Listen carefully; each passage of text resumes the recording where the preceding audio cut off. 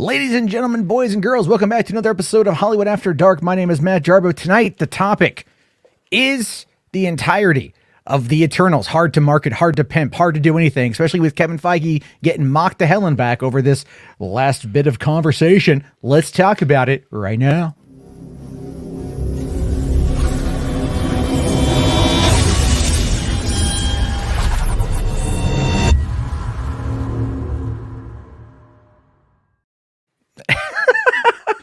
I never plan those intros. I just kind of like come up with them on the spot. So that was really bad. I admit, I will fully admit that. But anyway, hey everyone, how y'all doing? It's currently 9 o'clock in the evening on the Pacific Coast. I don't know where it is in your time. I got a panel of people here, which is unusual for my channel. Usually I'm a bit of a couple people, but not really. And we're joined tonight by Mad Max the Mandalorian. We've got your favorite guest. Hi, everybody. Thanks for subbing to my channel last time. I have to do community service now for my YouTube fuck-ups, so I bring you on as part of that. It's this weird deal that I made. I had to find this person with, like, no viewership and then bring them on, and then here we are. And I'm kidding.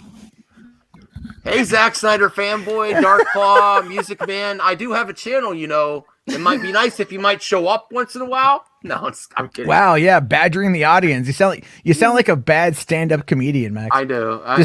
That's the joke, you fuckers. Fucking laugh. That's what. Well, here's a great Rhea, and everyone knows RJ here now too. Yeah, RJ's been on a lot. We do have Eddie, Oh My Diaz. Yes. He covers a lot of news. He does like the short bursts of news. So every time Matt Jarbo says, I don't know what to cover anymore, did you check out Oh My Diaz channel? Because he knows what's up. Yeah, he covers everything. Yeah, I used to do that. And then I realized I like to talk. So then that went away. H-Bars, I have a channel too.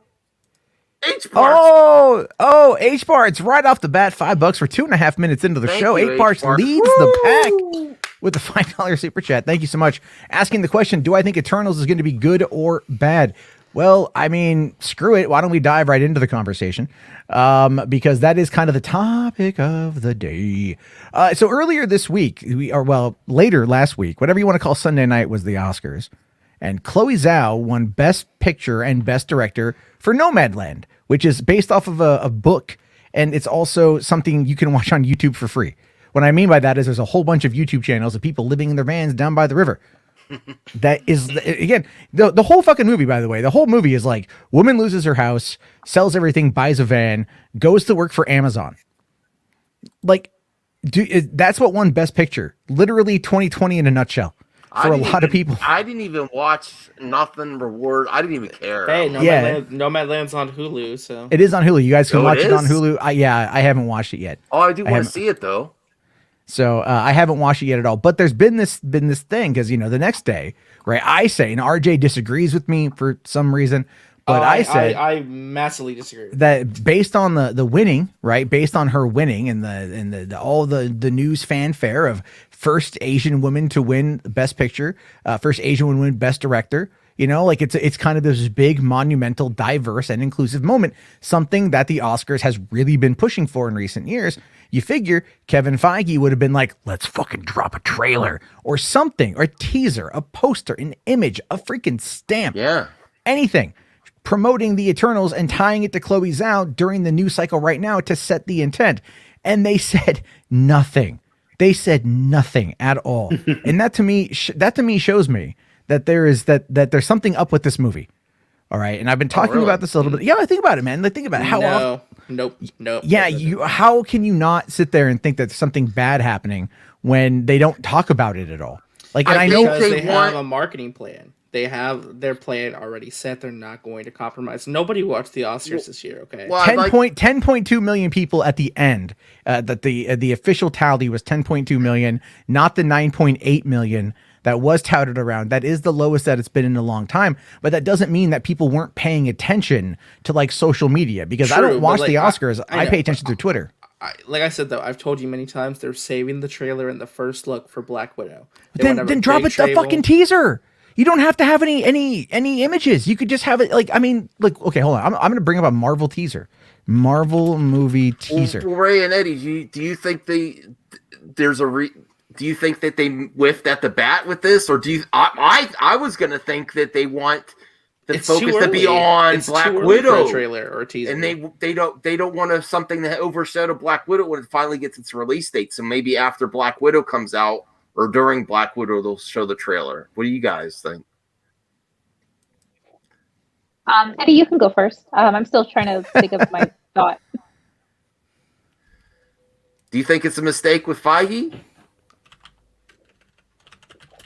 Can you hear me? Eddie? Yeah, is he still muted? No, he's not muted. I'm not sure. It would have been yeah, I'm talking. Okay. It would have been good timing after the award. Obviously, they want all the focus to Black Widow. But the thing is, but it wouldn't matter.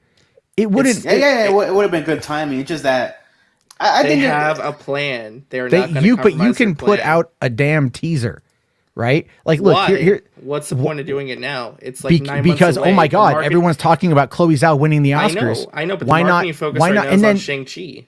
no, the That's- marketing. But you can have both. They've run multiple teasers.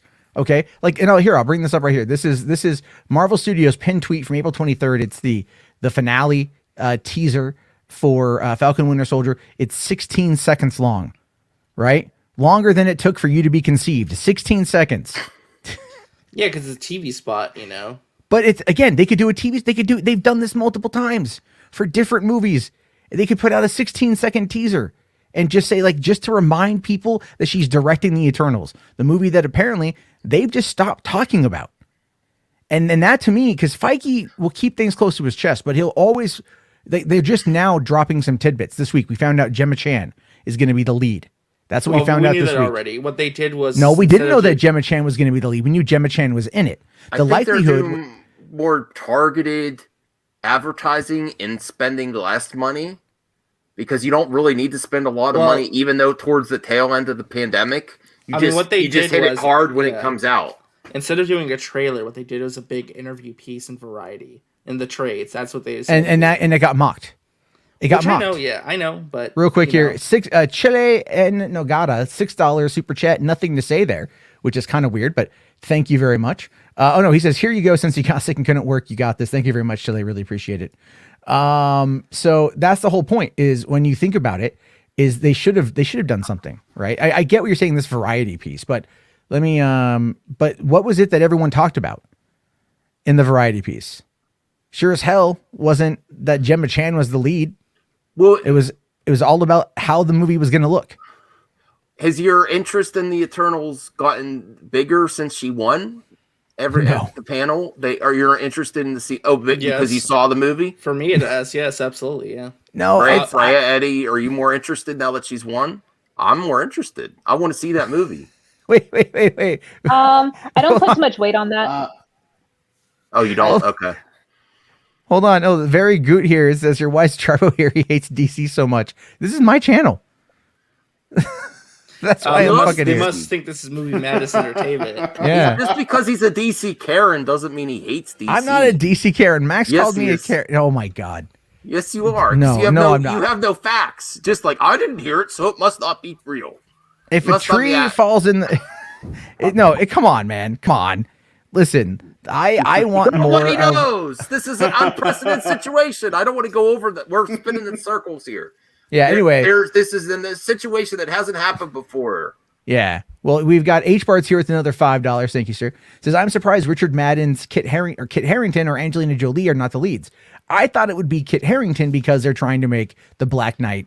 They're trying to spin that off into something else. From what I heard, Kit Harington's like somewhat of like a supporting role. Seeing Angelina Jolie, the real leads are Cersei and Icarus, which is it's like their love story, right? It's their love story. Sort of. Isn't Richard Madden playing Icarus? Yeah, he's playing Icarus. Yes. Well, besides the director and her recent awards, what's the panel think about the actual cast? There's some good actors and actresses. No, it's a fantastic cast. I'm excited. Is there an article that we can pull Yeah, up? I'll find. Share? We'll find the Variety article. See, I got you super chat calling you a Karen. Oh, really? Yeah, from William. Yeah. Thank you, William Cow. I William. have a channel too. I do have a channel. If you want to stop by, I will call Jarbo a Karen anytime you want. William and I disagree about where things currently are right here. And that's fine. Wait, I spelled varsity. I spelled varsity. What the hell? Variety. My drugs are clearly kicking in. All right, so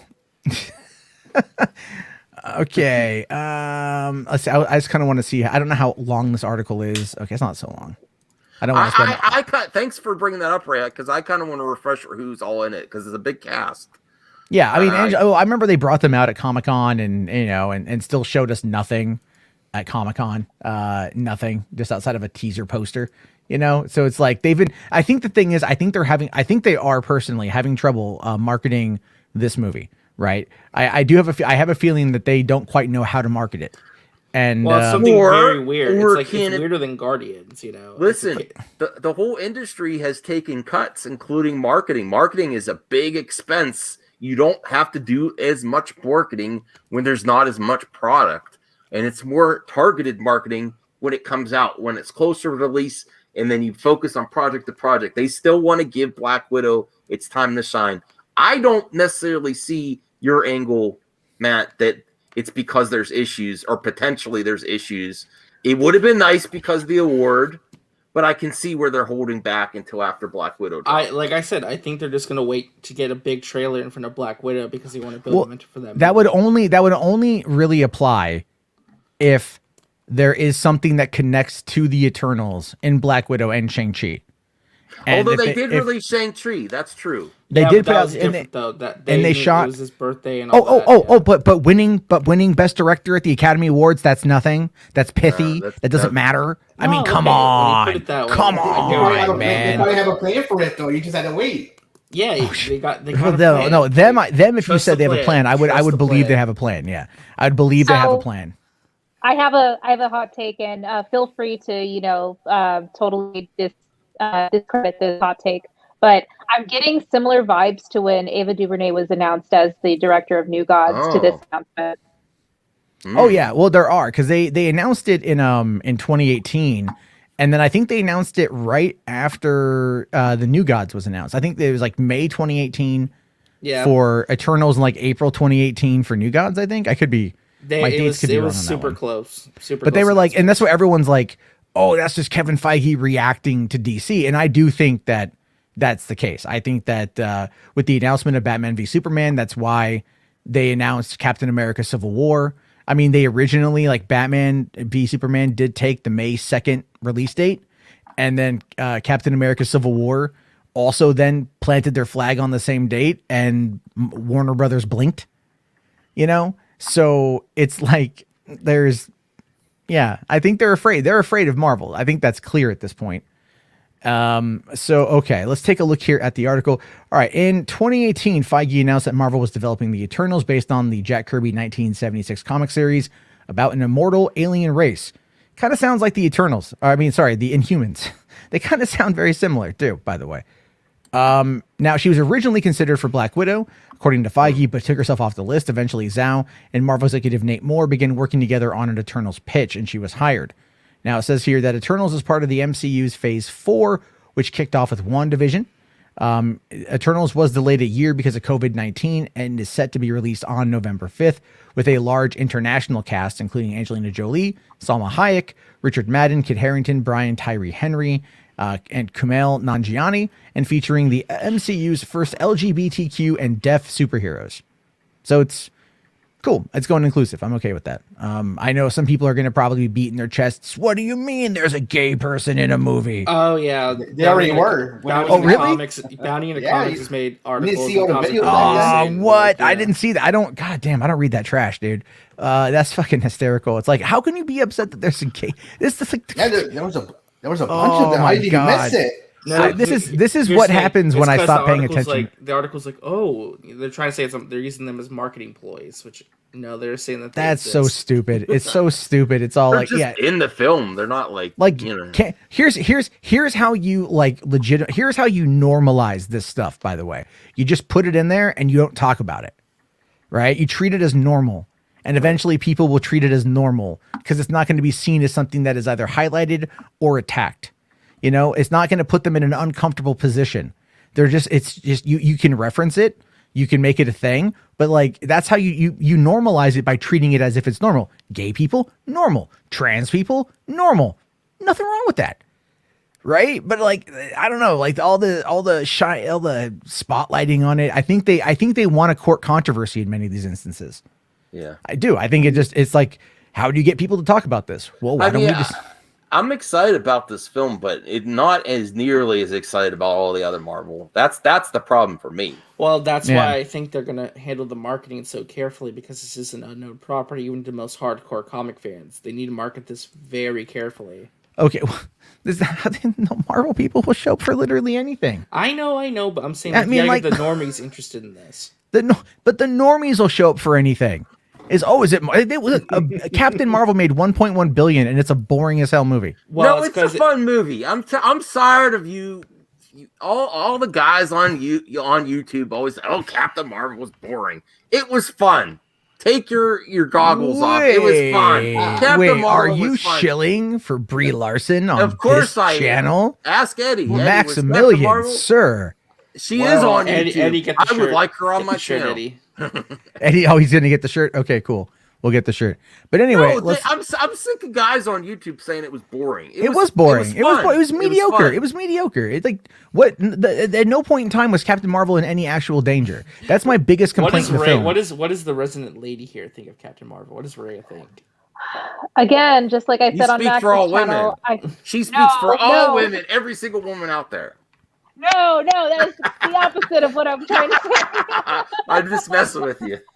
I know, but like, so in my own opinion, Captain Marvel was meth. Like to Matt's point, like she was never in any sort of like danger. There was never any like sense of risk or stakes, and it was just riding off of the wave or the anticipation of Endgame. So it was just it felt like required viewing in order to get to Endgame, or we're all just like stoked on Endgame, so we're all going to go see the next big Marvel movie because of that. And it totally wasn't. Like the only thing that you got out of that movie that would have tied in, it was like, oh, she was known as Avenger, right? That was what her call sign was. Hold on, what do we got here with Eddie? Oh no, I've been infiltrated. No. Oh my God! No, I heard woke LGBT. I had to say something about that. Oh no! Is it are you coming to us live from your pool house? Yes. Jeremy lets me rent it sometimes, but I'm sorry. When it comes to that stuff, it's always identity politics. People know that it can never be organic because they always have a spotlight on it, and I'm sick of it. It's crazy how they force the woman so much. It's just ridiculous, to be honest. Are you building a revolutionary website, man? Where they can be members. The same energy as this right here. Now, here's what we're gonna establish on this stream. Okay, it's my stream and it's my fucking channel, and I've been slandered with Geeks and Gamers enough tonight, and I will whip my dick out no matter who we're talking to after what I just listened to Zack Snyder do to me, and I do believe he's. This is whip your dick out, Eddie. There you go. I had a better clip I lost, but that was after hearing that, I'm gonna change my allegiance. Never mind. Yeah, okay. Yeah. There you go. Oh, wow! Isn't that the full spectrum right there? That's like completely the other stuff. Oh, you're killing me. You're killing me here, Eddie. You're killing me. Go subscribe to Oh My Diaz. Real quick, I don't want to miss this one. H-Bart did have a $5 super chat here. I hope Richard and Kit share a scene. It's been since the first season of Game of Thrones. I know. I would love to see the two of them back together. Yeah. I didn't think of that. I love Game of Thrones. There's that. And then also Worldwide Web Wizard here does ask question. Can I play the Richard Pryor Star Wars skit on May the 4th? Yes. I will play that skit. That's a very funny skit. Have you guys seen that one? It's very raunchy. It's very raunchy. No, I haven't. Yeah, it's old Richard Pryor bit from the 70s.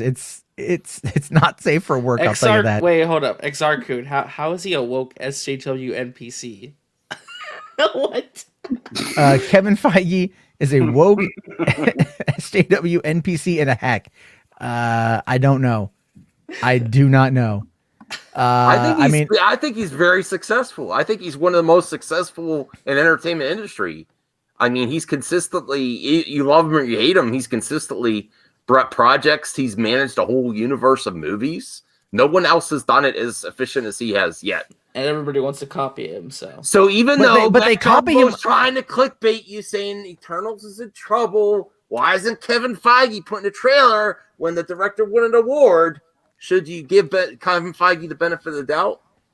Wait, Eddie, do you have a Forces Female T-shirt? Not yet. Oh, okay. You know what? Finally, somebody says it.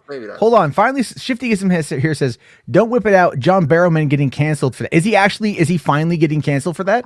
Wait, what's going on? Okay. So John Barrowman, I've met John Barrowman. John Barrowman is renowned for like whipping his dick out at people, right? He is renowned for like saying very inappropriate things to cast members, to like always having his junk out. He is openly gay, and that's, I think, one of the things people he's very fun. He's got high energy, but like there's this woman I know, married to my friend, and she's like a hardcore feminist, right? Hardcore feminist, like SJW blue hair type feminist. Loves John Barrowman. But she'll tell me all these stories about him whipping his dick out, or like rubbing his balls on people. What? And I'm like, and then this is also after Me Too, but she totally is like, cancel people for their Me Too stuff. And I'm like, why? And I'm surprised that honestly, it's been almost 4 years and John Barrowman has not even been called out once for that behavior, dude. And I'm like, and I'm just wondering why. It feels like there's sometimes a double standard. So there's that. And I like John Barrowman. I think he's hysterical, but actions are actions. That's why I don't whip my dick out of people. Well, I hope not. No, you don't whip you just don't whip your penis out of people. I think that's kind of like abundantly known, know? There were a few people that were canceled on Zoom once this pandemic started. Work Zoom calls. Oh, he actually has the oh wait, hold on. You do have it. I forgot that you had it, Eddie. He does have the Forces Female T-shirt. Your T-shirt collection is unmatched. It's unbelievable. Oh my God, he's playing the whole game. He's doing that with everybody. Man, you have some T-shirt game.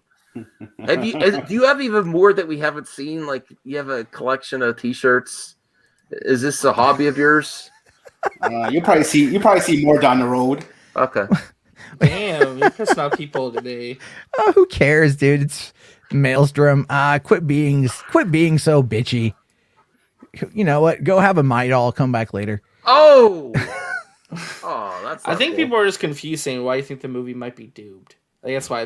Because they're hiding the trailer. It's because I think that's a big thing too. Because remember, they put out Guardians trailer relatively early.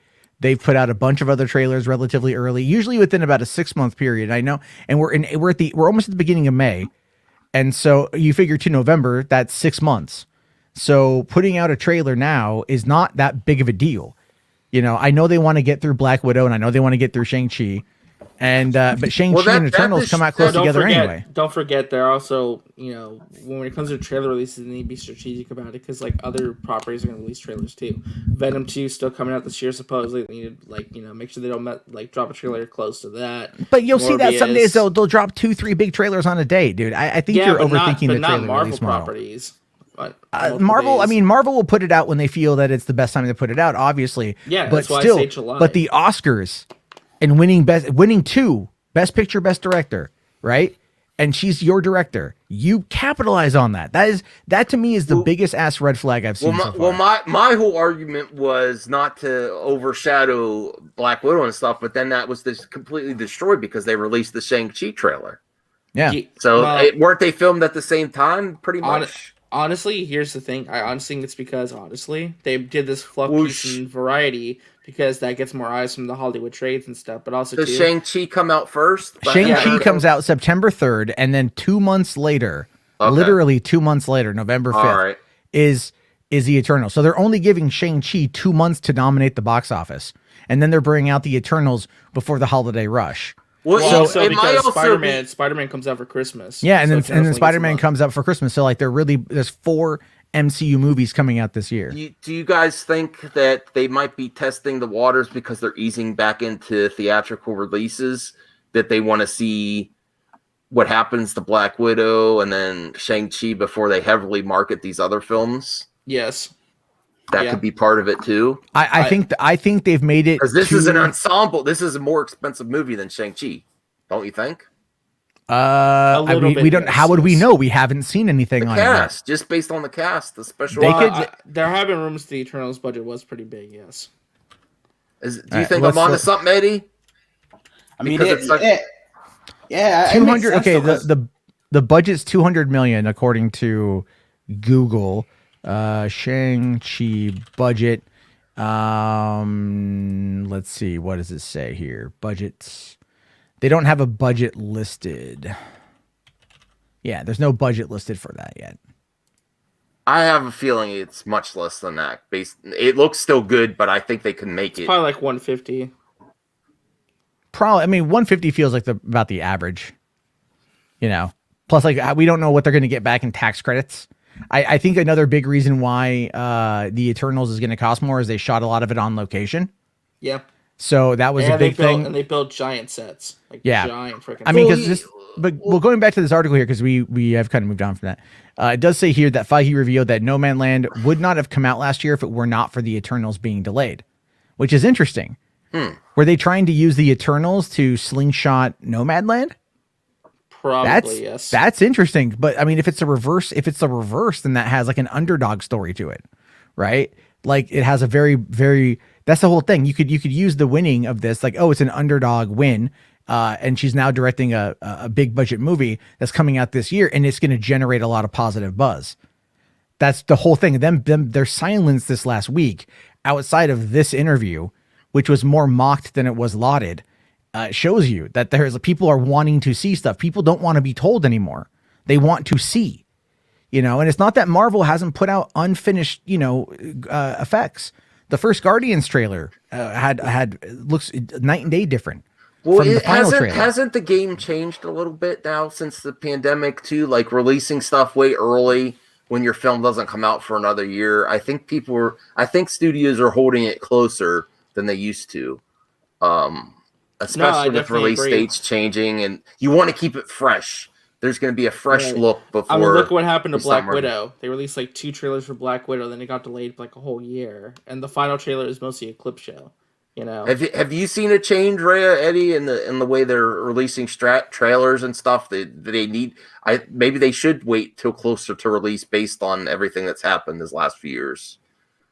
Yeah, I agree. Like setting or releasing trailers like months in advance doesn't really make sense anymore. I'm noticing that like more movies are just releasing them maybe like 1 to 2 months at most ahead of the movie to build momentum. So that makes sense to me.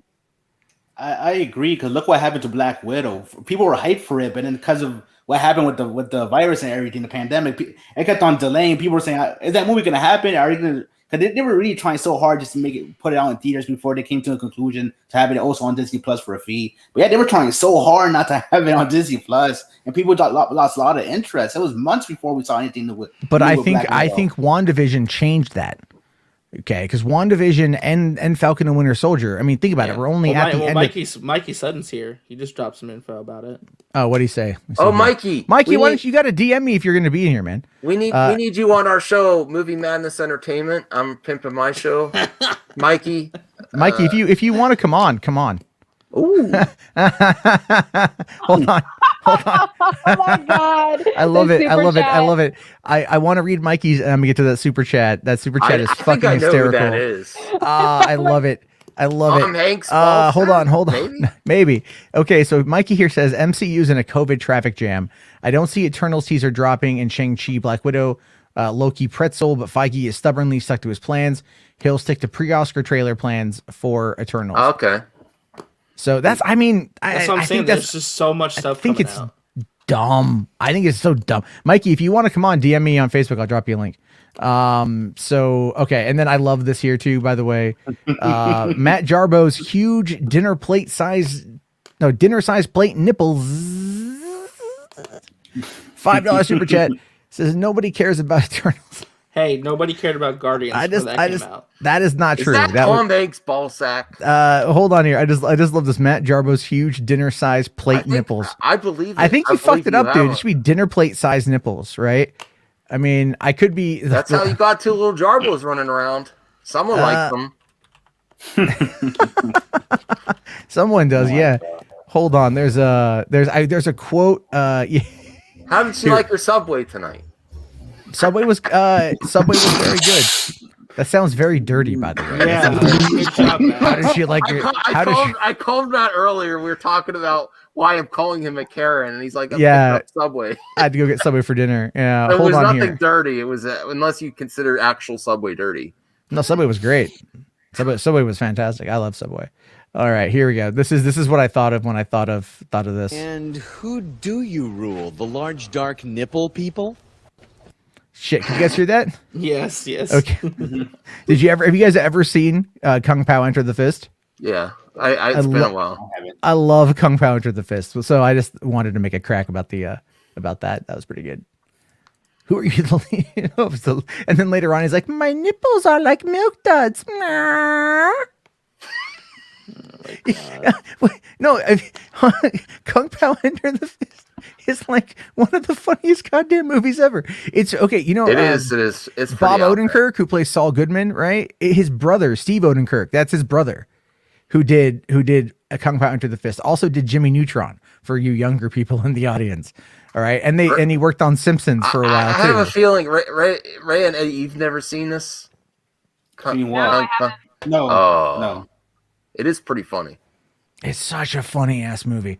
H Bart's here, $2 super chat asking the hard question. I'm thinking Arby's. Where's my Arby's, Matt? I don't know. Did you order it? And I haven't been able to work in 2 weeks because of my back. He went Subway for himself, not for a customer. So hold your horses, H Barts. Rel says here, I used to own that movie. Hell yeah. Music Man says that's a funny movie. Been a while since I've seen it. Hell yeah, dude. I love Kung Pao. Is that on Amazon Prime? Because we would have to do a watch party on that one. Can you please tell the chat what you requested of Matt Jarbo that he get on for the next Twitch stream trailer park reaction? What was it? Or what is it? Trailer reaction? Yes. I'm a huge fan of that cult classic Three Buck Theater series. That was very short-lived, Trailer Park. So I understand that there are like issues with streaming it on YouTube because of like the licensed content. But if it could ever happen, it would definitely be cool to do that on Twitch with all y'all. There we go. I still have the image here. So in the chat, if you want it, you gotta boss Jarbo around here. Yeah, you gotta tell me you gotta get on that. It might be easier to do because I want to do watch parties as well with people. I think that'd be a lot of fun. Because we could watching some of those shitty ass trailers were just great. Hans, I don't know why you keep calling the Lord of the Rings Amazon show a fanfic. I don't. It's not a fan fiction. It's canonical to the movies. I'm pretty sure. I don't know if it's canonical to the movies. It's not being done through the same studio. Well, I think it'd be dumb. It's going to connect to like the lore. Well, I mean, there were some things that they changed in Hobbit and in The Lord of the Rings that people were not. Remember, there was no Tom Bombadil. I remember those arguments back in 2001. Hi, Ambassador. Ambassador really is going at Max tonight. I don't know what's That's going okay. on. Love you, Ambassador.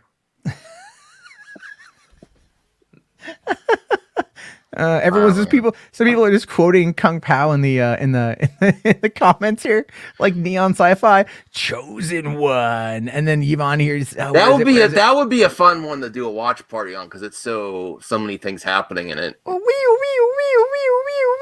yeah. We at my work we used to quote that movie all the time. It's so funny. But yes. Don't Matt, don't get Hans on to talk Lord of the Rings, man. You're gonna be talking to him for hours. When Lord of the Rings came out, my coworker was a huge Tolkien fan, still is, and he loved Fellowship, but he found like so many things wrong with it that bugged him, and he was also at the time a very functional alcoholic. And what I mean by that is he would drink like an 18-pack at night at work because this was a drive-in and we could do what we wanted after hours. And so we would get drunk and in the winter of 2001 and sit outside drinking Miller because it was terrible. And he would go off for like at least 2 hours about how bad Fellowship was. And then at the end, he would just go, but I fucking love that goddamn movie. He's like Arwen. He hated Arwen because they made Arwen like based. He was thinking about kind of like an MRA type guy at the time. You know, he hated Arwen because she had an arc and they gave her a sword and they gave her shit to do, you know? Lord. Anyway, Max is what are you bringing up here? Hold real quick here. We got H Parts here. $5. Thank you very much. Stephen Chow's Kung Fu Hustle and Shaolin Soccer are great Hong Kong comedies. Oh yeah, dude, I love Kung Fu Hustle and Shaolin Soccer. Those are fantastic films. If you guys haven't seen them, Stephen Chow. This is a kind of guy who should come over. If we're in this new age now of like Asian American films, right? Asian films. Get Stephen Chow an American movie, man. Bring over Takeshi Miike. You know.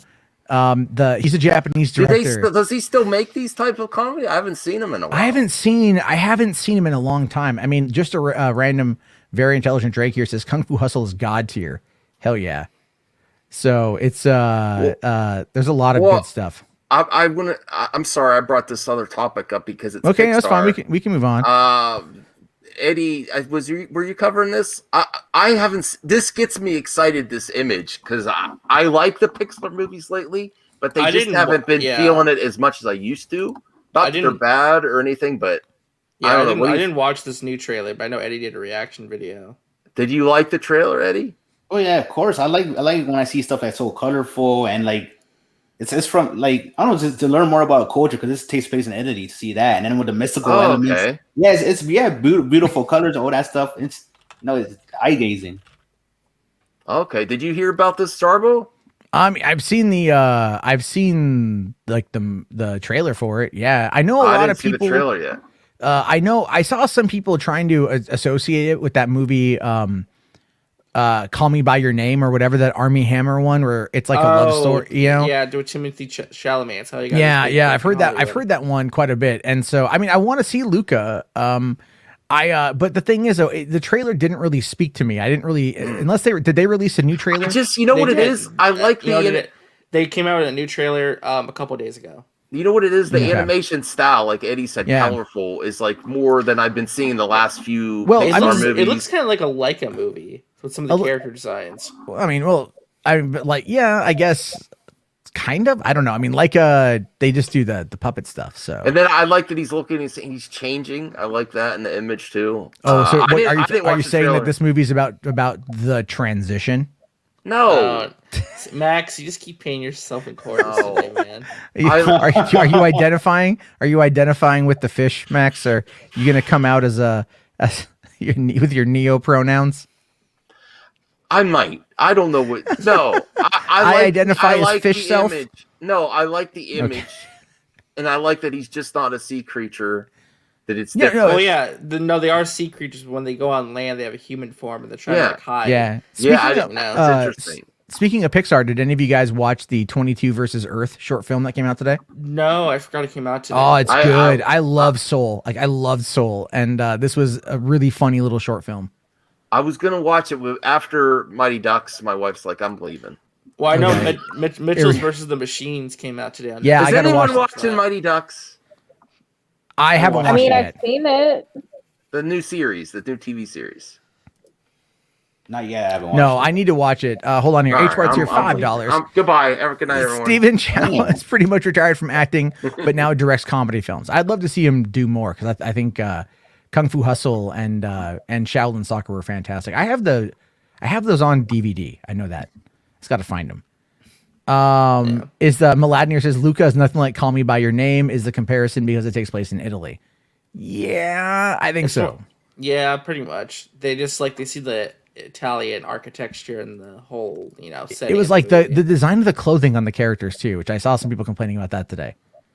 There was they were trying to compare it by going look at the clothing of Luca and look at the clothing of Army Hammer, and it's like the same thing. It's like what? I'm gonna head out. I'm gonna do some gaming. Okay. So thanks everyone. He's gonna go watch Mighty Ducks and cry.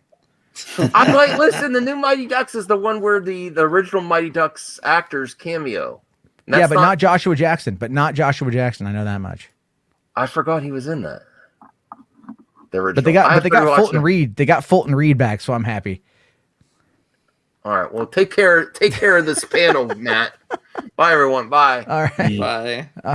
See you later, Max. I do need to go watch Mitchell versus the Machines. I'm excited. It was a good movie. Oh, it was? I didn't get to watch it. Damn, Ambassador. That's mean. Max identifies as a flabby Snyder obsessed geek. Oof. Damn. That's hardcore, dude. Nah, he likes it. That's all good. He can like it. I mean, I like Snyder. I like Snyder quite a bit. I just have my thoughts on where we are as a fandom. So anyway, okay, so let's I guess we could switch gears. Anything else that's going on today? Oh no, I do want to get back to this thing with the thing with the Eternals though, is that what Kevin Feige got mocked for was saying that Chloe Zhao was doing all these things in camera and that it didn't look like a green screen, which is how they normally tend to shoot all their stuff, and that he had to explain to like the Disney brass that it was all done in camera and that it was like a sunset or something along those lines, that it wasn't VFX, and he was bragging about that, and I get that. And I think part of the issue is, people were the way that he cynical. said it. It's like cynicism in a lot of ways. But the thing is, like, but look at the Mandalorian, man. We all appraise the volume. We praise the stagecraft technology. So why not praise how something might look when it's done in camera? Yeah. That's. I mean, look. The thing is, like, I'd like to give this movie a bit of crap because I want to know more about it, and it does speak to me as like a long time Marvel fan. I was in Hall H in Comic-Con 2007 when they showed the Iron Man trailer, right when the MCU was first exposed to the world. I was right there, so I've been a fan for almost 14 years now, but they've always kind of hyped up movies in a way where we've known about it. This one is just they've kept it so much on a leash that I do think people have forgot that it exists. No, I get what you're coming from. I think maybe I actually do understand where you're coming from with the Oscar stuff. Maybe they should have just done it like a teaser, like a quick little 30-minute like a poster, TV spot a fucking poster. You know what I mean? Just a poster, something, like a teaser poster. Yeah. I mean, just something, and that would have given people something to go off of. But because they didn't do that, it ended up being kind of weird. Although Rational Skeptic, your $2, thank you, sir, says, what is going on with Henry Cavill? Is he still Superman? As far as we know, he's done. I mean, well, there was a rumor a while ago that you had, I forget who said it, so I can't quote anyone specifically, but that he was, looking at doing a cameo in Black Adam, and that was it. And then I've also heard other ones where he was like, they're planning like a bunch of cameos with him. And I think people just want another movie. Seems like you're not going to get that though, which sucks. Yeah. Oh no. Yeah. I mean, that's the unfortunate thing.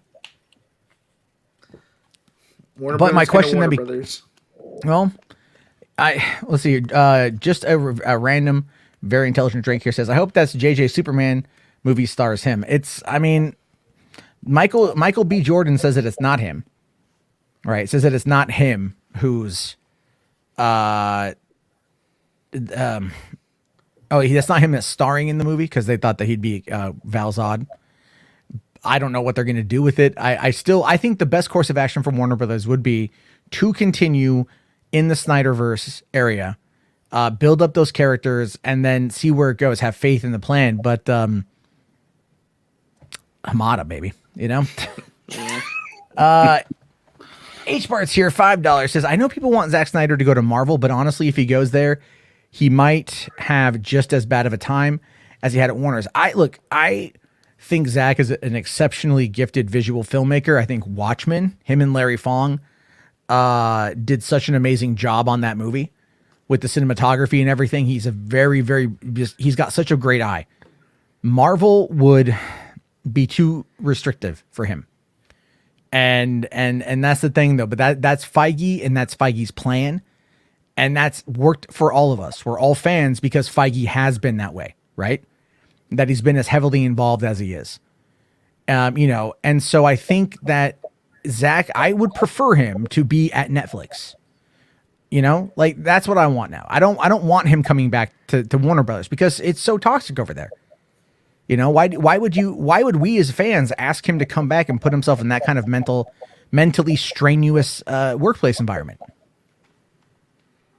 Yeah. I mean, sense. Go ahead, and then, sorry.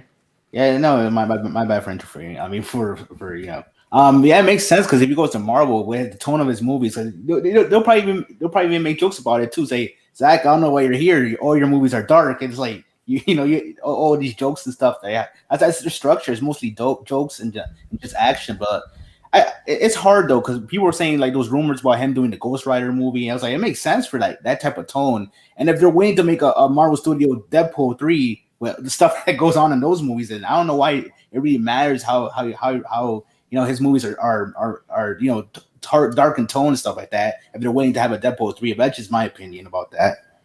Well, remember, like they even made fun of BVS in Deadpool 2. Yeah, they did. I remember that. You know, like, oh, so dark. You must be from the DC universe.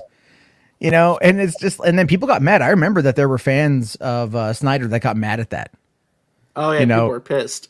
Even though it's like Ryan Reynolds and Zach are, they're friends. So it's kind of, or they're friendly at least, I should say.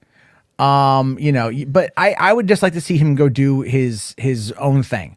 And I think Army of the Dead is that. It is that approach. It's not bound by any kind of studio system, not bound by the oversight of producers who are there to watch him, who are there to protect the financial investment of the studio by trying to over insert notes and things like this. I mean, you guys have seen like the notes for Blade Runner, right? Do you guys see those notes, those famous ones that have gone around? No, I haven't. Okay. Have you guys seen Blade Runner? Yes. I haven't seen it. Oh, I don't think I haven't seen it. You have HBO Max, right? Yeah. Fucking watch Blade Runner. Like it's just Which version is it?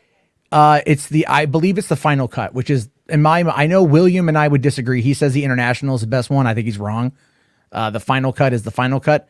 That is what, if anything, Blade Runner 2049 is based on the final cut.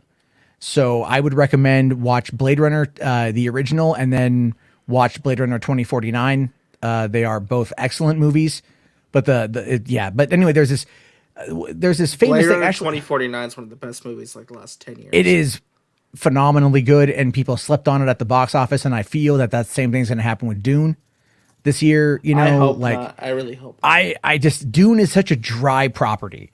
You know what I mean? It's a very dry property. They're trying to make it a big franchise, though. I hope so. I do hope so. And I think Denis Villeneuve, I can't pronounce his last name. Denis Villeneuve. Villeneuve. I've heard Villeneuve. It's Villeneuve. Villeneuve. Okay, whatever. I need hyphens for this shit. Okay, I need him to explain it to me syllabically. All right, so I don't butcher it. That's but yeah, like I really want, he's a fantastic visual director. Did you ever hear like about on Blade Runner 2049 when Ridley Scott showed up on set? Like, and Denny was not that, he wasn't like, I felt like there was some animosity there because Ridley has his vision and then Denny is something, is not the same, but there's going to be that comparison, right? Right. Anyway, no, go watch Blade Runner. It's Harrison Ford. This is Harrison Ford in his prime, by the way, because this came out in 82. So in 80 was Empire, in 81 was Raiders, 82 was Blade Runner, 83 was Return of the Jedi, 84 was Temple of Doom, and I think 85 was like Witness. So like Harrison Ford's movies in the first 4 or 5 years of the 80s are peak Harrison Ford. So if you're looking for a good amount of movies to watch, that would be it. And that's my take on that one. Anyway, hold on here. Let's go to the next one. Rational Skeptic, $5 super chat. Thank you, sir. If Dark Knight came out today, it would get trashed by critics, just like BVS for being too dark. Marvel changed how critics see superhero movies. I don't know about you guys. I disagree on that. I disagree as well because here's the thing: Iron Man came out before The Dark Knight did. Iron Man, yeah. So The Dark Knight came out post MCU started, So, and people still love The Dark Knight. Yeah. I mean, in a way, maybe like post Dark Knight, maybe things changed, but I don't know. Well, the thing with The Dark Knight, though, is Ledger. So there's a couple factors in that one. One, Ledger's performance was fantastic. So no one could argue that Ledger did not bring it 100%. Not only that, but in November of 2007, when Will Smith's I Am Legend came out, that was during the big push for IMAX. That was a few months after like they had built all these new IMAX theaters. And they aired the first 8 minutes of The Dark Knight in IMAX before I Am Legend, which was the whole bank robbery scene. And that set the tone for so many fans who were just completely excited for The Dark Knight because, that opening sequence is amazing, right? And so that set the tone and that laid the groundwork for people wanting to go see this movie. And then, of course, Ledger dying a couple months later was another big factor on it. And they just kept pushing and pushing and pushing. And I think that fans and critics were very much in line with The Dark Knight for its success. Now, I do feel that The Dark Knight Rises did not live up to the potential that it had. You know, I didn't care for it. But yeah, I mean, I'd like The Dark Knight Rises, but you could tell the death of Heath Ledger had an effect on that movie. I will say this, though. At first, I didn't care for Bane's voice. Now I love it. And Bane in the Harley Quinn TV show is like my favorite character on that show. Yeah, he's funny. He's so funny. Tonight the streets will run red with razzmatazz. When he recruits everybody to take out Todd at the fucking Slurpee shop. If you guys haven't seen Harley Quinn like is so goddamn funny. It's great stuff here. All right, I don't just want to do super chats. I know some people do that. All right, let me just kind of run through here. All right. AMBW Love Original Content says Master Jarbo. That's a bit formal. How do you think Black Panther 2 will play out? Do you think Shuri will be the lead?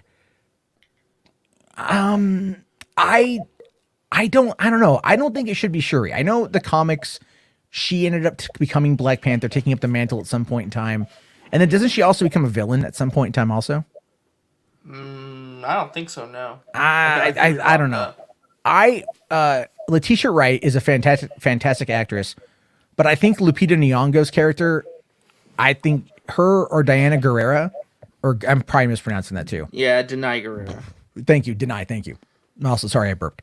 But I think I think Okoye would be like a good lead because I love her in Walking Dead and I thought she was great in the role. Or Lupita Nyong'o's character would also be great. And I think because if you go and you watch Black Panther, like especially the scene where they're in South Korea and they go to the casino and like the chase scene and like the fight scene in the casino and stuff. I'm watching the movie for the first time, and maybe you guys will agree or disagree. But I made the joke to my girlfriend, like this is like basically it was like the Women of Wakanda featuring Black Panther. This is Marvel's first female-led movie, and it's because they had really great chemistry. Everyone, I love Black Panther. Everyone had great chemistry in that movie, but I feel like Shuri, and like Okoye and then Lupita Nyong'o, they all worked really well. And so if they focus as like maybe like a Charlie's Angels approach, to the next film, I think that could be very interesting as well. What do you guys think about that? For me, sorry, Eddie. I was just going to quickly say, I would be cool with M'Baku becoming or picking up the Black Panther mantle. And I've heard some compelling arguments for folks saying like, oh, we should just, recast T'Challa. But I am still personally emotionally attached to Boseman's depiction of T'Challa. So I would personally prefer to either they pass it to M'Baku or they figure out a way to bring back Michael B. Jordan or Killmonger. I like Killmonger, and I loved M'Baku. That he was a great character. But I also feel like, look, I think that I do think it's kind of time for the female characters to shine, and raise M'Baku up, obviously bring him up as being like a male support lead. But I don't know. They'll figure it out. And I don't think they're going to do anything that's going to like disrespect Chadwick Boseman. Cause remember that he didn't win Best Actor. So everyone got really up in arms about that, which is so stupid. I know RJ feels different. We had a whole conversation about that the other night. Yeah. Let's see here. Shiftygism says Dune is a dry property. Well, yeah, Sand. Thank you for getting the joke. H Bart's here, $5. Says Batman Begins has some of the worst fights ever. I could not see a thing. Get a brighter TV. Yeah. I think you skipped over this other one, by the way. Did I? Yeah. Oh, yeah. Sorry, buddy. I don't want to not do it. All right. It says here, did you see the Wayne Manor set photos of Flash? Also, is Reverse Flash going to be in the film? I don't know if Reverse Flash is going to be in it, but I did see the set photos, and those were Wayne Manor from '89 Batman, right? Yeah, I loved it. So I mean, it's a little bit different, but it looks pretty spot on. Okay, so I mean, this is the thing. See, the Flash. We're going to get a lot of behind the scenes photos out of the Flash. I guarantee you, we're going to get a lot coming out of that to show us like what they're working on, to kind of set expectations and maybe to quell fears. You know, because remember when David Ayer dropped the Joker first image in 2015, and everyone lost their damn mind. Well, we had a whole year to think about that image. Set photos, like we got all those set photos and we got all that stuff, and we got a good look at him, and that quelled people's reaction. And now here it is a number of years later, and the Joker is popular, right? Jared Leto's Joker. I still hate his look in Suicide Squad. I still think it's trash, to be honest with you. It's not, dude. It falls so much in line with what they were going for in that movie. It's like, I loved him in Suicide Squad. I don't mind the grills. I don't mind the jacket. I just hate the tattoos. I'll never get over the tattoos. The damage tattoo. The damage tattoo is kind of lame. All right. Like that one, you know what? I've defended it because I'm going to defend it. I'll be that person. I'll be that lone soldier on the battlefield defending Damaged.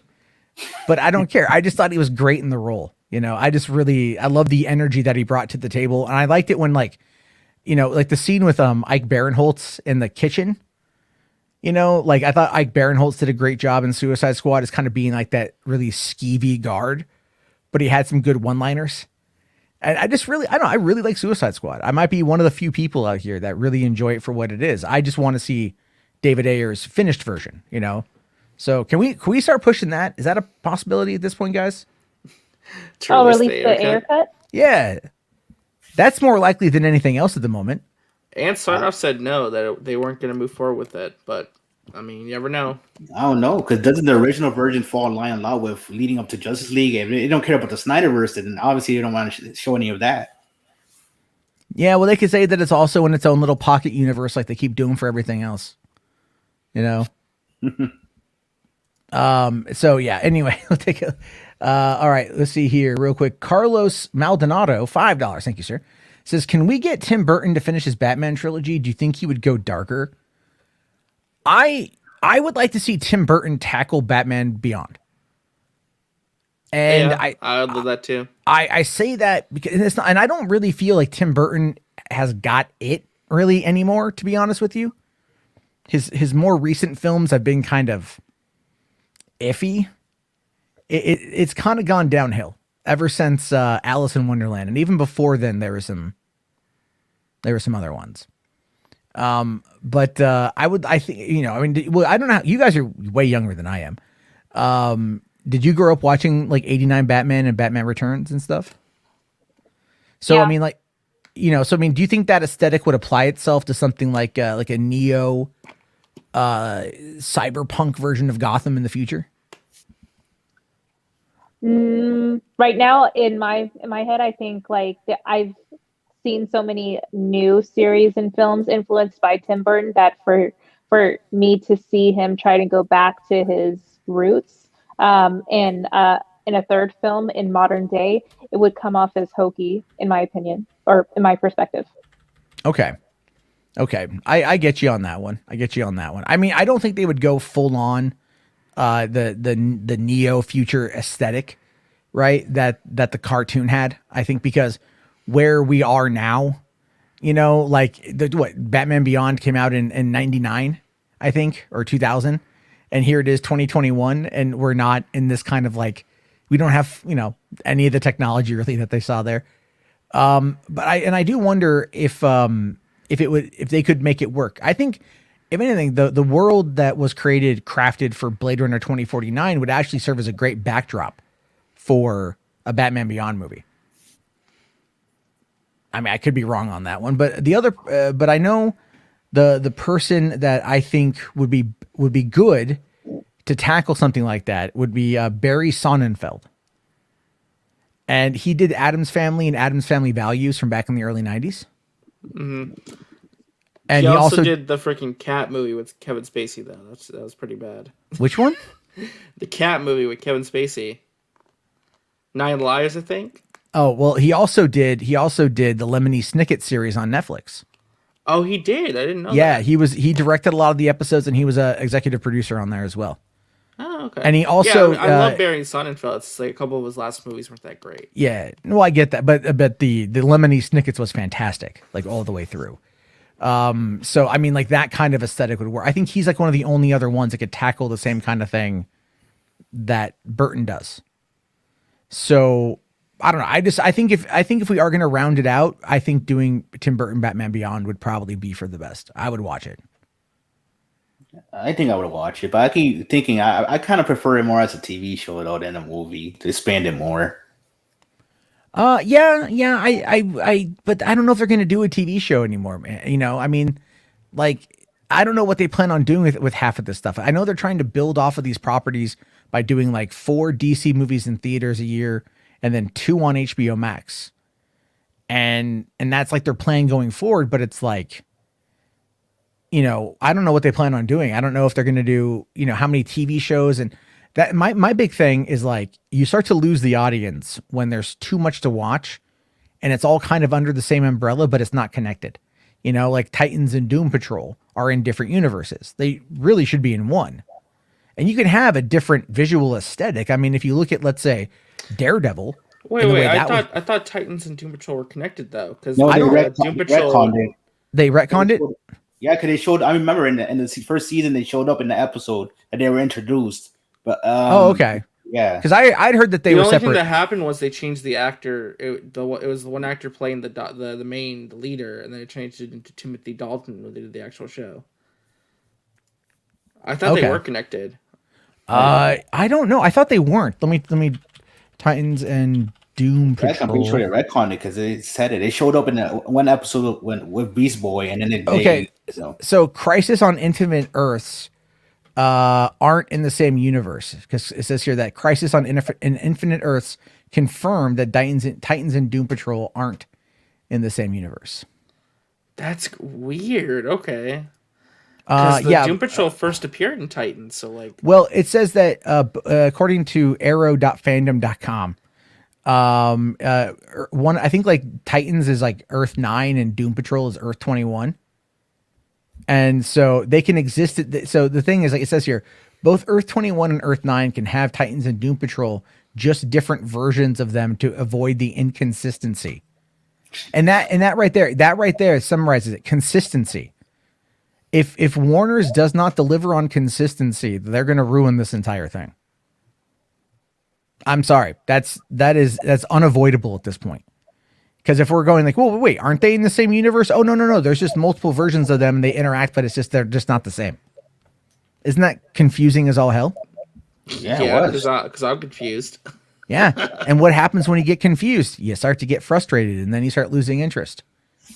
So there's definitely that. All right, let me just, I know, all right. Mad here 1306 does say, what do you think of Luke's hand being used to clone Snoke? That's a left field question. Well, it got confirmed in the comic book. I didn't read the comic. Yeah, I didn't know. A new Vader comic confirmed what happened to Luke's hand after Empire. The Empire got its hands on it, and they began the process of using it for Palpatine's clones. Eddie, I know you covered this in a video today. That's how I found out about this.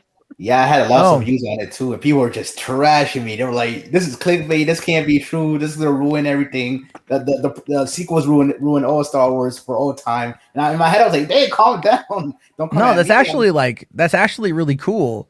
I'm okay with that. I am. I think it's like, I'm like, this is the thing with like, I loved with Mandalorian season 2 is when they showed basically like an early clone of Snoke. And you hear Snoke's theme, you know, and everyone was like freaking the hell out over that. I was laughing my ass off because everyone's like, "Oh, sequel trilogy." Like, I don't like Last Jedi either, man. But you know, like if we get more Snoke, if we get early Snoke out of somewhere in this, and Andy Serkis can actually deliver us on another amazing performance of the character, bring it on. You know, I mean, at this point, I'm a bit more forgiving when it comes to Star Wars. I think because they keep giving me things that I like. And I'm like, well, if you're going to be on this trajectory and you're doing this and I like this, then yeah, I'm okay. You know, like Doom, was it Bad Batch on Tuesday? Oh, yeah. 70 minutes. Can't wait. Yeah, can't wait. And then we get another episode on Friday, too. That's going to be so sweet. Now, Dean here says that Dennis, can you Denis Villeneuve. Denis Villeneuve. I'll have to say it like 80,000 times. Would be perfect for a Batman Beyond looks wise. You know what? Yeah, I think because again he did Blade Runner 2049. So that would be, I think, yeah. Get Roger Deakins in as a cinematographer, and you've got my money. That'd be amazing. You've got my money. Those two together, I'm like, you've got my money. All right. Rational Skeptic here, $5 says Richard Donner and Tim Burton had problems with Warner Brothers, and as of late, Nolan had problems with them, so it's not Snyder. I mean, we know that they've had, as RJ has pointed out, since Jeff Robinov left, there's been a big problem with the studio, and Kevin Tushihara, I mean, was all about money. Yeah, that guy sucked. As head of Warner Brothers, he was horrible.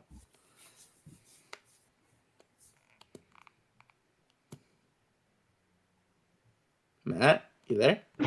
Are you good? Hello? WB got to him. WB got to him. I think it's a sign. I think it's now going to become the Rhea show.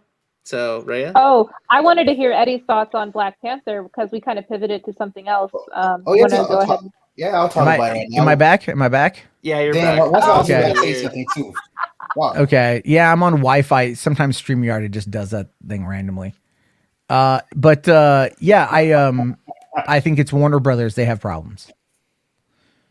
So I agree. All right. I just want to kind of get to the super chats. All right. Yeah. Sorry. Go ahead.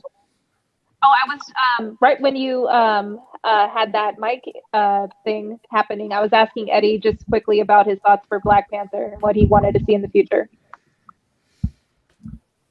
Yeah, when it comes to Black Panther, I'm still thinking Shuri. It just makes sense, and she doesn't have to because she's always energetic and she makes jokes and stuff. It lines up with how the universe is anyway, the MCU, and she doesn't have to be the same as him. I'm just saying because no offense to T'Challa, but he was kind of boring as a character, to be honest with you. No, Eddie, no. Yes, and Okoye takes over. She's I'm sorry, but she's kind of boring too, like generic.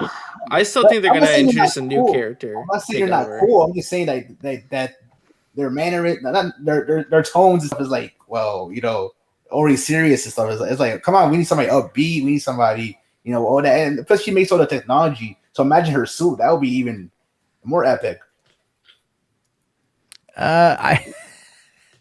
Okay. I mean, that is your opinion. And I'm not against it. I do like her in the movie, but I feel like she was the comic relief. She was very much the comic relief in that movie. And she brought a lot to the table, but could she carry the film herself? That's the question. That's what it could be about, though. Her stepping up and actually being a leader is more serious than, to like turn into what he was. That's it. Well, I mean, if that's how they feel they could do it, then I think that could be something. I would like them to figure out a way to make it work. And here's the thing. And Ryan Coogler, I trust. You know what I mean? I trust his work, and I want to see what he does with it. So we'll have to see. But anyway, I do want to get this here. Okay, HBart's $5. Thank you, man. Says, you think at one point Clint Eastwood could have been old Batman in Batman Beyond? Also, young Clint could have played Wolverine. Well, Scott Eastman, his son, has been talked about for Wolverine because Scott Eastman looks a lot like young Clint Eastwood. Yeah, or Eastwood, Scott Eastwood. Yeah, if you've watched, like, he was in Suicide Squad. He's in the new Fast and Furious as Little Nobody. So he joined that franchise, and he looks a lot like his dad. And yeah, I mean, I could see him in. I could see Clint Eastwood playing old Batman. That'd be great. Get off my lawn, like that kind of stuff. Like 90-year-old Clint Eastwood. He's like putting on a Batman suit. Yeah, Gran Torino, but it's Batman. Yeah, kinda. Yeah, Gran Torino, man. That movie just got hit recently. It's been out like 10 years, and I saw like an op-ed a couple days ago or something that was like trying to call it racist. And like it's the movie. Yeah, it shows you the transition from an old racist white dude into like realizing that lives matter that aren't his. So it's a little different than that, right? I don't know. Have you guys seen Gran Torino? No, I haven't. It's really good. It's really good. It's a Clint Eastwood directed movie. It was up for best picture, I think, right? I think so, yeah. I think I want to say back in like 2012. It was up for Best Picture, and it's really well done. Like that's where you get a lot of the memes of like "get off my lawn" sort of thing. Here's another one. Dean makes another good point. Says here Joseph Kaczynski could pull off Batman Beyond as well. And you know what? He did Tron. He did Tron Legacy. And he also did Oblivion, that Tom Cruise one from 2013. And he's doing the upcoming Top Gun 2. So he is another fantastic visual director. And getting into some of that cyberpunk aesthetic could be fascinating to see. Yeah, for sure. So, plus, I mean, Tom Cruise seems to like him, and that's actually okay in my book. Yeah, because I am pretty excited for Top Gun 2. Oh, yeah. Is Val Kilmer going to be in Top Gun 2? They haven't even said it. I don't know. I have no freaking idea. Big missed opportunity if he didn't at least cameo. Well, I mean, I've heard something. I thought I read something that Anthony Edwards is going to have a cameo appearance in it. Like, which makes no sense because his character died. So, flashbacks with deepfake. Yeah. Yeah, I know. Well, Miles Teller does look like a young Anthony Edwards. So I think that's going to look pretty good for that one. Yeah, you know when he got got cast as his son, people were like really upset. I don't know why people hate Miles Teller so much. It's really weird. He's got a smug, punchable face. You know, I'll admit there are times I have a smug, punchable face. You know, and that's when I'm being smug and punchable. He just kind of has that all the time. But I do want to. I do like Raya. I like her post here. You know, keep Black Panther as an ensemble focus. It's Raya. Sorry, I watched Raya and the Last Dragon today. So my daughter loves it. I've seen that movie now like 15 times. It's a good movie, if not more. It's a good movie. I like it quite a bit, but like I see Raya, and I just immediately go to that now. So my bad. But I like what you have to say here, and so I got you on the stream. So you think that Black Panther as an ensemble focus series is a better idea?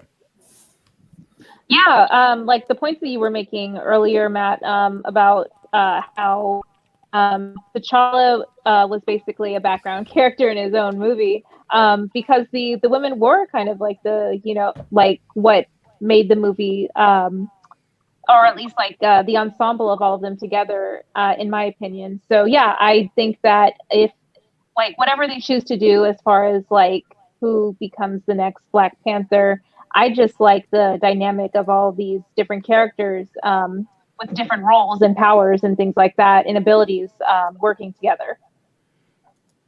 I get that. I mean, and I think because I mean, even Eternals is an ensemble film. And then, like Guardians is going to be another ensemble. I think Marvel realizes that ensembles work.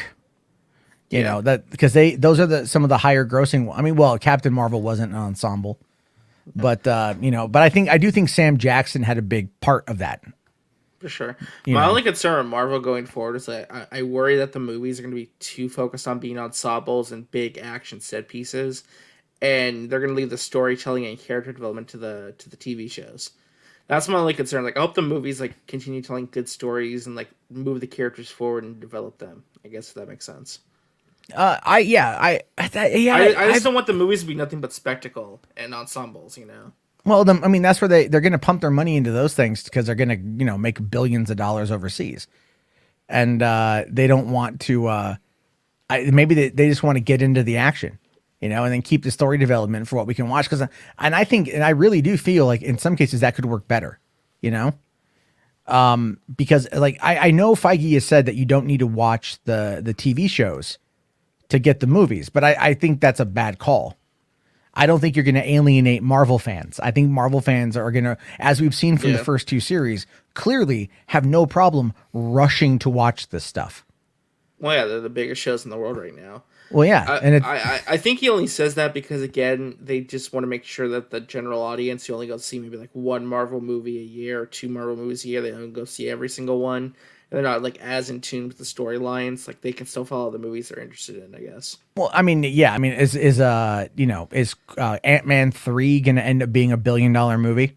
No, no. I mean, the first two did okay, right? Yeah. But here's this one has Kang though. You got Kang. Yeah. Well, and it might set up Fantastic Four. Well, they've been talking about that one, but I also think that Paul Rudd, having so much more screen time in Endgame is gonna lead in very well to having more people wanting to go see him as Ant-Man.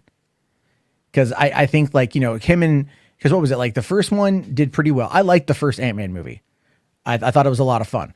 The second one I felt was kind of like a little inconsequential. I didn't really feel like there was much in that movie that I felt like really kind of, I don't know. It wasn't my favorite, it felt kind of mediocre. They're fun Sunday afternoon movies. Yeah. Yeah, it wasn't really needed. Like after Infinity War with the end of a happy, we're like, oh, we can't wait. Now no, we're Ant-Man 2. It's like, damn, what the hell? What's this? Well, plus Walter Goggins as the villain, and he was so underutilized. Yeah, they keep setting up that he's connected to some evil organization, but they haven't said what yet. I hope they bring him. I mean, if you here's the thing: if you watch Invincible, he's in Invincible as he's Cecil Stedman. He's Cecil, yeah. So he's I didn't know that it was him until I was 4 episodes in. It doesn't sound like him at all. It's really weird. Doesn't because I know Walter Goggins' voice. I've been a fan since The Shield, and so but also on Amazon you can press pause. And because Amazon also owns IMDb, so it brings up the actors that are on the screen and shows you who they are if you hit pause. So every new scene, I would hear a new voice in Invincible, and I would pause it to go, okay, whose voice is that? And it's my God, man! In every scene, they have a big name actor, Yeah, they got Mahershala Ali to be in the show. Yeah, and he's great. He's so good. But but I'll tell you this, who he fought, who Metalhead was or Machine Head was? It was Jeffrey Donovan from Bird Notice. Michael Weston. Oh wow. That was him. I love some Bird Notice. I love Michael Weston. I love Jeffrey Donovan. And then they had who else was in there too? Seth Rogen was in it as one guy. Mark Hamill in it. Mark Hamill. I didn't know that was Mark Hamill till Sandra Oh. I mean, Ezra Miller was in it. Yeah, you could when I realized it was him, you could kind of tell it's his voice, but it's so crazy. John Hamm had that really weird kind of mini vignette storyline in the first 2 episodes. That was the security guard in the very beginning, Oh yeah. And then you had Kevin Michael Richardson showed up. Clancy Brown. Oh, I know. I could tell Clancy Brown's voice, but I want Damien Darkwood to come back so bad. I loved him in that role. If you watch Invincible, it is great show. I don't think Ray cared for Invincible though. Yeah, I was sharing my I will say that they are early thoughts on the first 3 or 4 episodes. It just felt it felt like a trough because I'm going all this teenage drama and I'm not getting enough of the veneer of the father characters facade deteriorating fast enough. So I'm I want to get to that point because it's a slow burn. But Eddie is convincing me to push through and at least get to episode 5 where it should pick up. So I will try again. I watched episodes 3 through 8 last night because I wanted to get done before the finale dropped, and then I realized it was I hit the finale at 2:00 in the morning, and I'm fuck, I should go to bed, but I gotta see what happens. Holy shit, that fucking train scene. All I'm gonna say, my jaw was on the floor. I have never seen anything like that ever. I've read some of the comics. If you thought that was insane, you're not ready for seasons 2 and 3. Oh yeah, no. That's what I've been hearing. Someone told me that today on Twitter. They're no, you should read the comics. And I'm but I don't want to read the comics. I wanted to see the show. It is for one, it's just oh my God, Omni-Man, that dude is nuts. Right? that dude's insane. And J.K. Simmons so beautifully plays that character. He's a great voice actor, man. Every single thing he pops up in. In cartoons, he does a great job. And he was believable in it too. What I love about Invincible is that, you think it's a superhero movie or superhero show. So you're just used to the idea of superheroes and supervillains. And then it's no, there's dragons. And then there's aliens, and then there's literally demons, and there's literally hell, and there's kaiju. In this world, it's just like an amalgamation of everything. It's literally every type of world there could be. They throw everything at the wall here, and it sticks. It all sticks. And the reason why, and I tell you this, the reason why, and this is what Warner should realize, is it sticks because the world believes it. Right? Oh, sorry. Fourth here says no spoilers. We didn't really spoil anything. I get it though. Sorry guys. I'll have look. Here's that. We probably should wrap this up because I'm starting to go dry mouth from the pill, from my back pain medicine.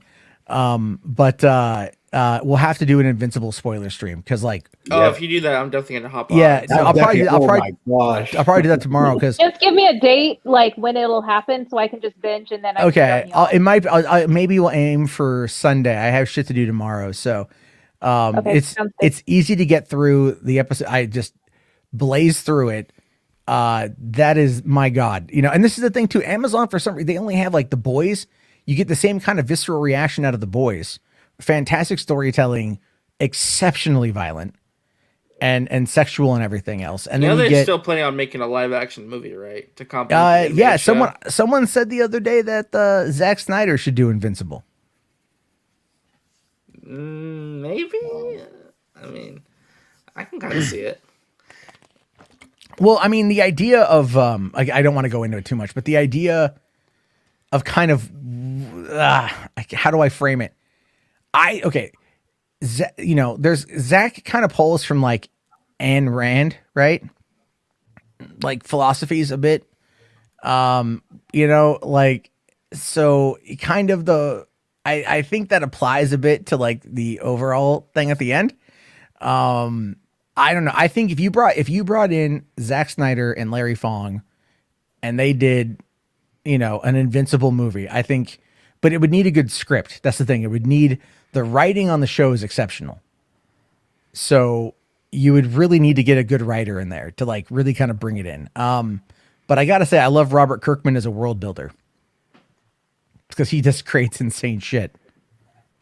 I guess from just watching the first 3 episodes, in my opinion, the visuals were not compelling enough for me to think that it screams Zack Snyder, just from my opinion. But obviously, I want to finish the series first before I make that an absolute statement. But yeah, that was just my initial thought. Yeah, no, I get that. You're right. It's very bright. That's the thing too. It's a very bright show.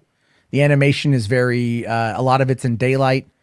It kind of felt like a bit of an anime inspired aesthetic, like a Saturday morning cartoon with just lots of death. And it's so crazy. It's so nuts. It's the finale. The carnage. Oh my god. Oh my god. It's just, and they don't shy away from it too. Now I see here that Lord Slug here says they said The Boys season 3 is going to be super brutal and shocking. Oh yeah, they're doing the superhero orgy apparently. I've heard that.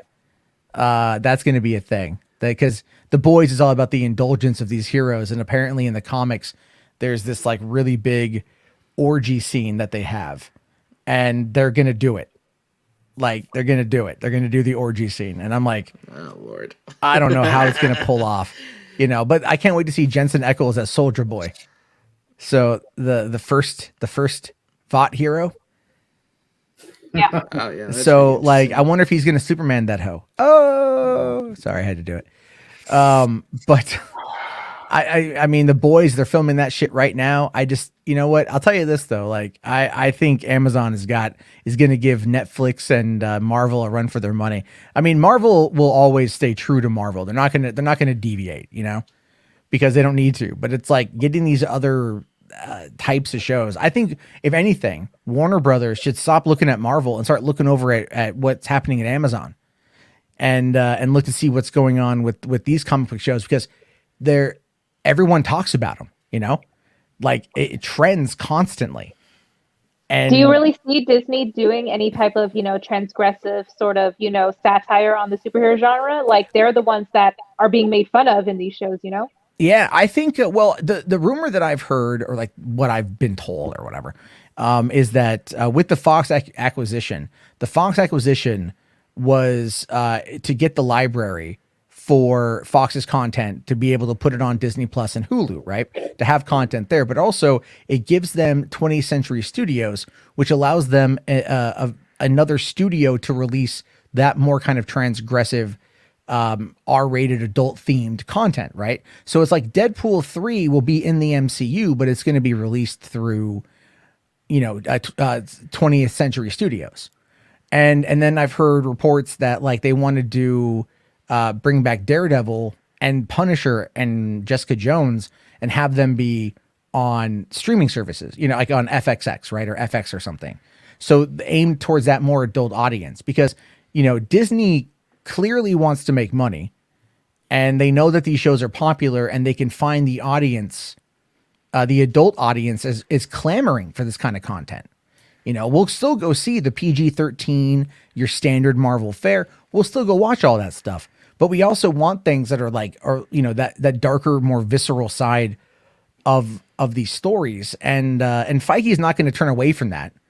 But I am kind of curious how far Disney will let him go with it, And but then again, Disney did own Miramax when they were pumping out movies like Pulp Fiction and winning awards and shit. So it is a lot of that stuff there. All right. So, I'm going to wrap it up in about 4 minutes cause I gotta go lay down. My back is killing me. And the pill's starting to kick in. So I'm starting to lose my ability to speak. So I guess, is there any final quick things you guys want to address or anything else that's on your mind? I guess it's to say what I don't know. I'm excited for Eternals. It could be total crap. I have no clue. It's definitely Marvel's riskiest movie so far. I am excited for it. It could, I don't know. I have to wait and see. I mean, it's definitely not the one I'm most excited for, but I mean, if it helps me get to Spider-Man No Way Home quite faster, then I'm fine with that.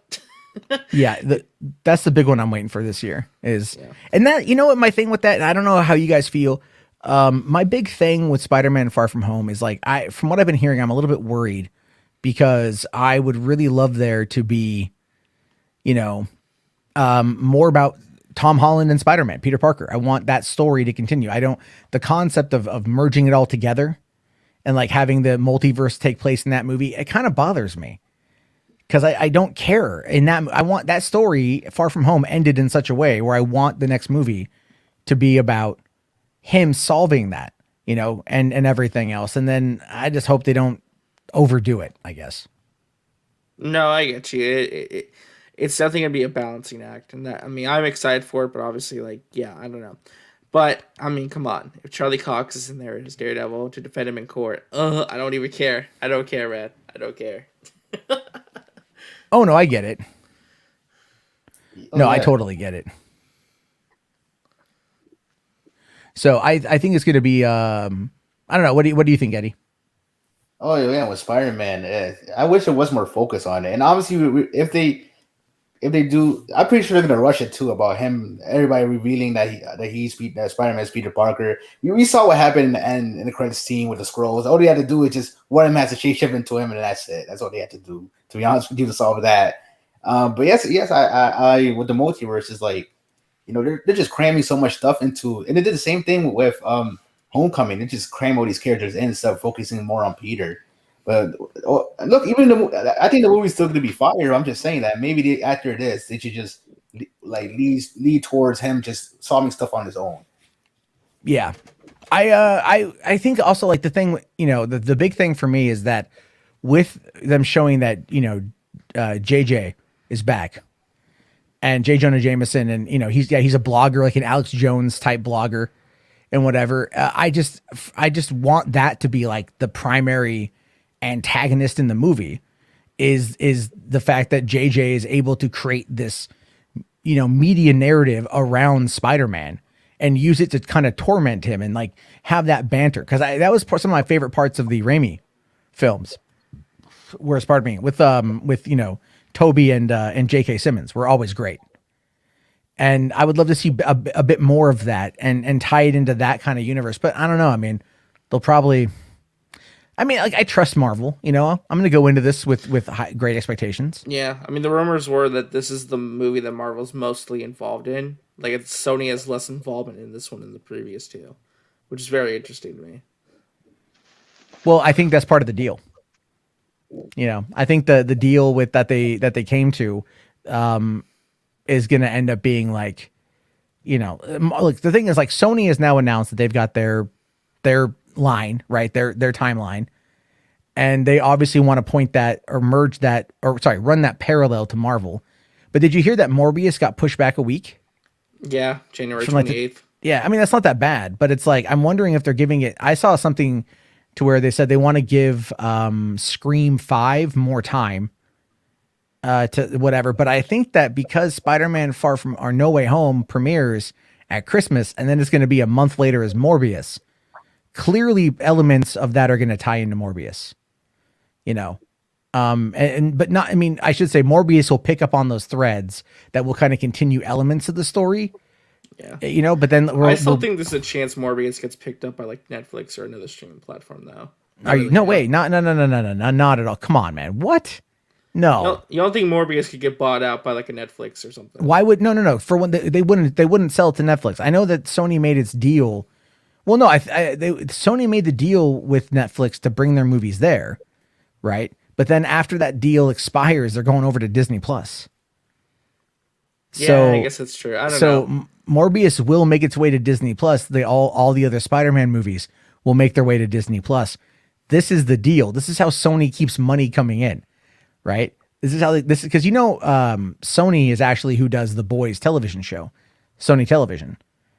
So they've got their television department is actually really good.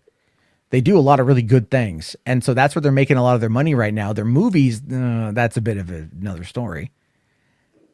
But I think we're going to see a fair amount. I don't think Marvel or Sony is going to want to do anything to go against Marvel because they need those parallel timelines to kind of have touch points in order to be able to continue the story. What are you guys laughing at? What's going on? Oh, the chat, stream's derailing. I decided you to end it before things get crazy. Okay, I'm fine with that. Well, everyone, you know what? Hey, Eddie, where can people find you? Oh, you can find me at Geeks and Gamers. I mean, you can. Busted. No, we've been had. You can find me at Shills, My You mean shills and grifters? Shills and grifters. I'm about to clip that and send it to them. Sorry, Ray. Yeah, they already hate me, so it's all good. And then Rhea. Sorry, okay, should I say that right? Do you have a channel people can find you at? No channel just yet, but I hang out, with RJ, Eddie, Saggy, Max, and this is my first time on Matt's channel. But yeah, I'm around, and I'm on Twitter at Glimmering Harpy. Awesome. Well, thank you very much. And then RJ, where can people find you? Yeah, you can find me on Twitter at Resonant Justice or follow me on YouTube at Resonant Justice. I do, streams kind of like this. I talk about a lot of Marvel stuff on my channel, so. Chill. Yeah, a little bit, but you gotta have like your niche content, man. That's what Jarbo told me. So. Yep. I should do that. I'm really terrible at that. I just like doing these live streams. They're a lot of fun. And of course, you guys are already on my channel. You already know where the fuck to find me. So I'll be back on probably tomorrow night. It's Saturday. Hopefully I can get through my my back stuff gets taken care of. But all right, thank you everybody for coming on in, and we'll talk to you guys later. Have yourself a great night, and peace the hell.